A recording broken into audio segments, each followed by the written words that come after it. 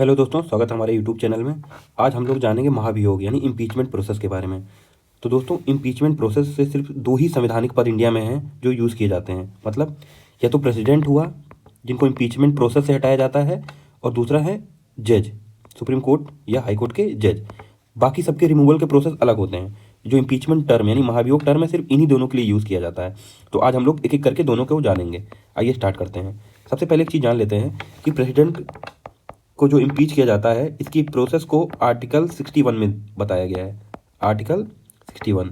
और ये प्रोसेस कहाँ से लिया गया है? यूएस से। ठीक है, हमने अमेरिका से ये बोरो किया है। चलिए अब एक एक करके सारे स्टेप को जानते हैं। पहले एक चीज़ और ध्यान दे दीजिए कि अगर प्रेसिडेंट को इम्पीच करना है तो ग्राउंड क्या होना चाहिए? Violation of constitution. मतलब अगर प्रेसिडेंट कॉन्स्टिट्यूशन का वायलेशन नहीं करता, कोई और ग्राउंड है, तो उसको इम्पीच नहीं किया जा सकता। मतलब हेल्थ का ग्राउंड ये नहीं यहाँ पे चलेगा, सिर्फ संविधान का वायलेशन होना चाहिए। आइए स्टार्ट करते हैं। ये तो हम जान गए ग्राउंड ऑफ इम्पीचमेंट। दूसरा है इनिशिएशन ऑफ प्रोसेस। प्रोसेस कहाँ से इनिशिएट होगा? तो दोस्तों वो लोकसभा से भी हो सकता है और राज्यसभा से भी हो सकता है। बस एक शर्त होती है कि इस रेजोल्यूशन को 1/4 मेंबर के साइन होने चाहिए उस हाउस के।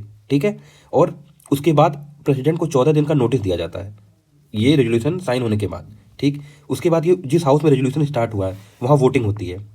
वोटिंग होती है और कैसे होगी? स्पेशल मेजोरिटी से। स्पेशल मेजोरिटी क्या होता है कि पहले तो टोटल मेजोरिटी हाउस का होना चाहिए। मतलब हाउस का स्ट्रेंथ 50% प्लस 1% यानी 51%, ये कंडीशन होना चाहिए। प्लस जितने मेंबर प्रेजेंट हैं उनका 2/3 वोटिंग होना चाहिए। ठीक है, उसके बाद क्या होता है, जब ये वोटिंग हो जाती है तो ये मैटर दूसरे हाउस के पास जाता है, और वो हाउस क्या करता है? उस चार्ज को इन्वेस्टिगेट करता है। ठीक है, इसके लिए वो कमेटी बैठाता है। तो ये इस कमेटी के सामने प्रेसिडेंट खुद को डिफेंड भी कर सकता है, खुद भी आके, और चाहे तो किसी लॉयर को हायर कर सकता है अपने आप को डिफेंड करने के लिए। उसके बाद क्या होता है?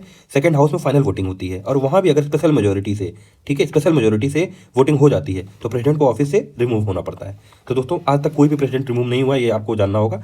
आइए अभी दूसरा जानते हैं कि जज कैसे इम्पीच होते हैं। तो सेम यहाँ भी है कि इम्पीचमेंट मोशन लाया जाता है। कहाँ पे लाया जाता है?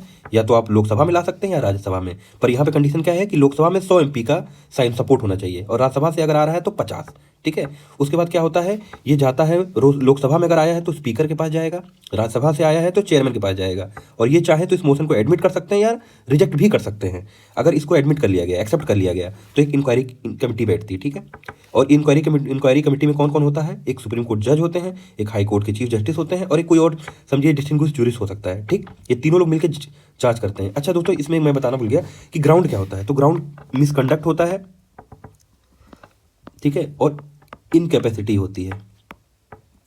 प्रेसिडेंट केस में क्या था? Violation of constitution. मिसकंडक्ट क्या क्या हो सकता है? जैसे मान लीजिए कोई जज ब्राइब लेता पकड़ाया, किसी के घर कैश ढेर सारा बरामद हुआ, जैसे आपने भी जान रहे हो जस्टिस वर्मा के केस में, या कोई सेक्सुअल हरासमेंट केस में फंस गया, ठीक है, पॉस एक्ट में, या किसी पे कोई क्रिमिनल एक्ट चल रहा है। इस सब तरीके के चीज़ें मिसकंडक्ट में आती हैं। इनकैपेसिटी में क्या होता है? अगर कोई जज मतलब उस पर मेंटल इलनेस है, ठीक है, मतलब पागल हो गया या कोई और बीमारी हो गई है, तो ये सब चीज़ें इनकैपेसिटी में आती हैं। तो दोस्तों, इन्वेस्टिगेशन में इन दोनों चीज़ की जांच की जाती है। अगर रिपोर्ट देती है कमेटी, रिपोर्ट फिर देती है। अगर कमेटी की रिपोर्ट में गिल्टी यानी वो दोनों ग्राउंड में से किसी एक पे सही माना जाता है तो पार्लियामेंट वोटिंग करेगी। अगर गिल्टी नहीं है, कमेटी की रिपोर्ट नेगेटिव आती है, तो प्रोसेस को ही रोक दिया जाता है। ठीक है, और वोटिंग कैसी होती है दोस्तों? यहाँ भी स्पेशल मेजोरिटी चाहिए। स्पेशल मेजोरिटी क्या होता है कि टोटल का 51% होना चाहिए, प्लस उस दिन जितने लोग आए हैं उसका 2/3 होना चाहिए। ठीक है, और दोनों हाउस में होगा, एक बार लोकसभा में होगा, एक राज्यसभा में होगा। अगर ये जैसे ही हो जाता है तो प्रेसिडेंट उस जज को हटा देते हैं। तो दोस्तों, आज तक कोई भी जज इम्पीच नहीं हुआ है। अच्छा, इस एक चीज़ और बता दूं कि ये प्रोसेस आर्टिकल 124 के 4 में दिया हुआ है। ठीक है, तो दोस्तों ये वीडियो यही समाप्त हुआ। ये एग्जाम के लिए बहुत ही इंपॉर्टेंट है, सारे परीक्षाओं में ये पूछा जाता है।